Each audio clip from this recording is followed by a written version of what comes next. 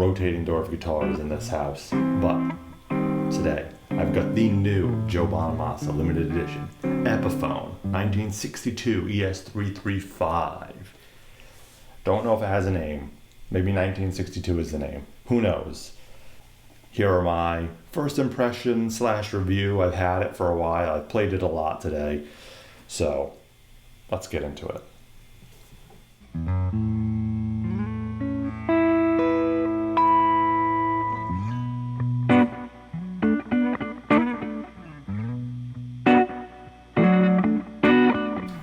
Now this guitar right off the bat, I know what you're going to say. It's another Epiphone 335. It's the same thing. It's the 335 Pro, or it's the inspired by Gibson model. Is it? Is it not? That's not for me to say. I'll tell you the differences and I'll tell you what I've noticed. I used to own a 335 Pro, which was Epiphone's higher end 335 model. Then they came out with the inspired by Gibson, which was supposed to be a little bit better or a little bit more accurate to the Gibson.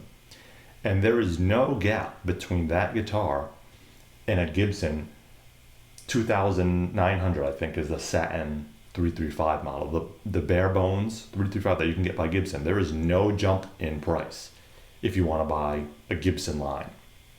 Now, we've got this, which retails at $1,200, so a bit expensive for an Epiphone. But what do you get? You get all Gibson electronics, the switch, the knobs, the pots, burst bucker pickups. You've got a unique Vibrola Maestro or Maestro Vibrola, which looks interesting. Is it usable? We'll find out later. You've got a one-piece neck into headstock, which very cool. 5-ply body. It's different. It is not the same guitar. Now, I will say that I haven't had the 335 Pro in a while, and I have only test driven the 335 inspired by Gibson's in the store. So I don't know how this would stack up exactly to that. I have my opinions, but I haven't brought one home. And I don't plan to because we've got this. So let's talk about tones first, because that's what everyone wants to hear. So I'm going to go straight into my Fender Blues Deluxe. No pedals. I'm going to accept my delay. I'm going to leave that on. And we'll see what it sounds like. All right, we've got neck pickup tone on 10.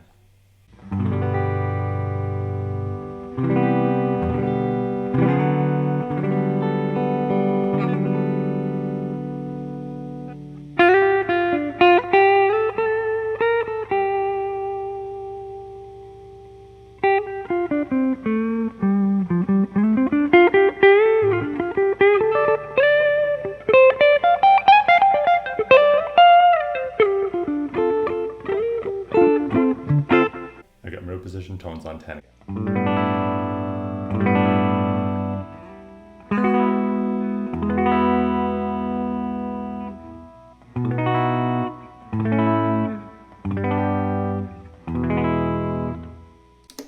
Bridge.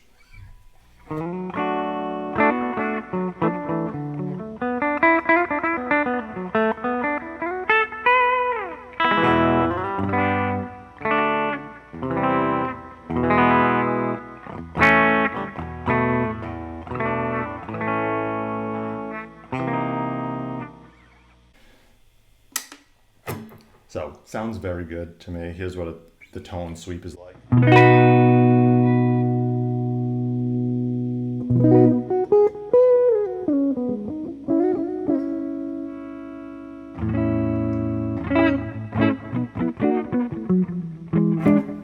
I found that the neck pickup can be pretty dark. Bridge pickup's very good because it's also dark, but to me, a bridge pickup is traditionally too bright. So when you have the darker bridge pickup, it just sounds very, very good to me. So I think overall, pretty dark guitar, but you get that. It's the semi-hollow. It's a big, lot of wood, a lot of resonance. You get the PAFs and the burst buckers. I think just overall a dark-ish guitar, but to me it sounds very good, and it captures that 335 sound much better than the Epiphone did. This is an Epiphone, but it's a next level up. Better than the 335 Pro, and I think better than, I hope better than the inspired by Gibson, because Pro buckers versus burst buckers, to me, a relatively big difference. And you can hear it. Also, something that I've noted in the tone and I guess feel as well. Resonance of this guitar. Completely unplugged. The ES3 through 5 just didn't have it. This guitar just has it. Listen.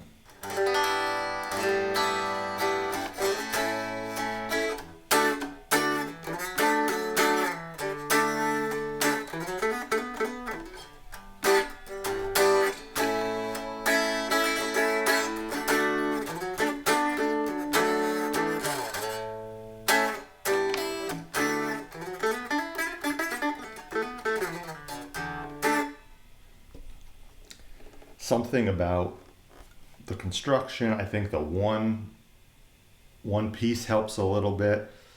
I don't know if the 5-ply, you'd think that would make it less resonant because there's more glue in there. I don't know. I think this definitely helps. Having the excess string over here going into metal that's attached to the body. This resonates. You get the extra strings, string length. I think it overall, like you can hear it. Okay, so I just had a little bit of a recording mishap. Did my phone delete a video before I could look at it? Maybe. Did I hit delete before I put a video to my computer? Also maybe, who's to say? But I've had a little bit more time now with this guitar, and I can give you a better review than I could give you last time. So that's a plus. Well, let's go into how it feels. You heard how it sounds. How does it feel? First thing you notice is the neck, it's wide. It's not as fat as like a thick 59, 58 Les Paul, but it has a wide neck with not too deep of a profile. So you know what it has a similar neck to? It has a similar neck to the Amos neck. Not quite as deep, but similar width, the Flying V. So that's all up to your personal preference. Also, Gibsons, they have a way they feel versus Fenders with the shorter scale length. They feel a little bit slinkier, which I try to set up my guitar to avoid. This had 10s on it. It felt a little weird. I couldn't get it to feel right. I don't know why. Put 11s on it. Now it feels good. I put 11s on it, tuned down to E flat. Now it feels good for me. I might try 10.5s next time I have to restring. If I keep it that long, I don't know. There is that to get around for me, but you might like it that way, especially for faster players. You lower your action, you like the light strings. Could be right up your alley. But this is a bluesy guitar. I wanted it to have some resistance to it. Now, in feel as well, when you're playing, sometimes you don't feel frets, especially if they're well done. Even if they're not that well done, sometimes I don't feel them. And in this guitar, I don't. When I'm playing, I don't even notice it. But if you do feel for them, they are sharp frets, and there's no getting around that. Epiphone, notoriously, every Epiphone I've owned, poor fretwork, and that's just the way it is. It's not like they're going to cut your fingers, and it's not like they're poking out. So I'll give you that. You're not going to notice it probably when you're playing, unless you have an interesting playing style, but not a great job. And it was super scratchy with bends. I've kind of worn it in, and the bigger strings help a little bit with that, but very, very scratchy. You think if you're paying over $1,000 for a guitar, you're going to get a little bit better fretwork. I knew what I was getting into. I had the Lazarus. Although the Amos, going back to the Amos again, that did have decent frets, so who knows. But yeah, this, not good fretwork. I wouldn't recommend. If you're going for good fretwork, I wouldn't recommend. But as far as feel goes, that is really it. The wide neck, not terribly deep. It's an average C shape. It's very resonant, and it's got a good tone to it, whereas some other Epiphones feel clinky. This feels like a deep wood sound. Don't know why. Now let's get into some aesthetics. Some aesthetics things that I very much like. You have the newer headstock. It is the Kalamazoo style headstock with the crown or the acorn. I'm sure Epiphone wouldn't like it called the acorn, but kind of looks like an acorn to me. But the crown, Epiphone in mother of pearl or pearloid. I love that look. You've got the small block inlays, also mother of pearl or pearloid. Actually, that might be mother of pearl. This might be pearloid. Don't quote me, but they do look different. Coming down, you have the custom-made plaque. Controversial. Do you like it? Do you not like it? I personally like it. I could be biased because I like Marcus King, and his guitar has one.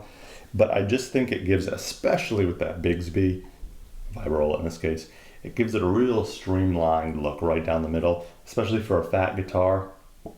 I like it, and it makes it feel limited edition, custom made, something about it.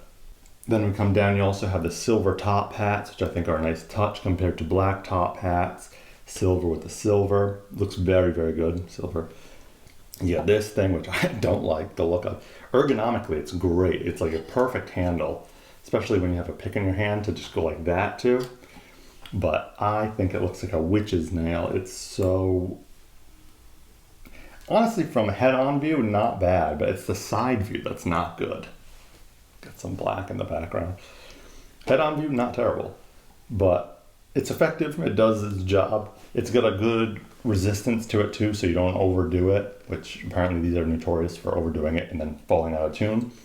It's got a good sweep. It just feels pretty good to use, I think. Along with that, you have all Gibson electronics and pickups, which I think is a nice touch. You're paying a lot of money, but you cannot get into that Gibson 335 range, even close to this $1,000 mark. So yes, this is overpriced, but 335s are all overpriced. So this is kind of within that range. Obviously, you can have expensive Gibson Les Pauls, but the entry-level Les Paul is not close to $3,000, where the entry-level 335 is. So that's where I think your price difference comes in. Again, you've got a good sweep here, no push-pull because it's a vintage, which I like. I'm not a fan of push-pulls on vintage guitars. On modern, like it. Very cool engraving on the Maestro Vibrola as well. Big fan of that. It just looks extra. It looks like you're getting something for what you pay for. And it's a cool logo that I've never seen before. So I like that on top of it. Now, on to something that I think Epiphone stepped their game up on. The detail work in the bindings, in the paint job, and especially in the F-hole paint job. My last 335, that was a big gripe. It looked like no one put any effort in. It looks like someone had a little paint roller, a tiny one, and just went like this, 2 seconds. There was a lot of black on the front face and a lot of red in the hole. Didn't love it. Kind of made me mad every time I saw it. There is attention to detail. Now, could I have a good guitar off this line and have gotten a bad guitar off that line? It's possible. But I would be willing to bet that the newer Epiphones have stepped their game up with the F-hole paint job. That's just my guess. And this as well. They put more attention to detail in here. I would have loved a little bit more attention to detail on the frets, but hey, it is what it is. You can get a fret job for cheap and still not be pushing up into the Gibson territory. Pay $100, get someone to do your frets. You have to deal with, I believe this is an Epiphone bridge, that saddle. I don't mind that, but some people they might say, I get Gibson everywhere. You can just buy a Gibson bridge and put it in. Same thing with the tuners. If you didn't like those, you could literally, I would imagine, I haven't priced it out, get a fret job, buy Gibson bridge, buy some tuners. You could go Kluson or you could go Grover and get a fret job, all for significantly under the price of a Gibson 335. So I think that is where this guitar falls. It is, if you want 335 by Gibson, but you do not have the money to buy one, or you don't want to put that much money into a guitar that you want to be using, gigging, whatever you're doing with it, and you didn't love the Epiphone, the Pro Buckers, and you have a little bit more money to spend than $300, this is your answer, and I think that is why this is a good guitar. It feels good to play. One thing I forgot to mention, it's tapered. It goes from an average size and it gets fatter quick, wider. So that is something that I forgot to mention. Other than that, I like the guitar. I think you should check it out. It's it's a collector's item. I think it's going to go up in price. So if there's any available, I would recommend picking one up. I think it's a good guitar. A little overpriced. Yes, for the guitar that it is. No, for the value in the 335 range. I think it punches above the pay grade if you look at what other 335s in the Gibson range can I get. If I just saw this, you compare it to an Eastman, maybe not. But great guitar nonetheless. And that is a review. I'm out.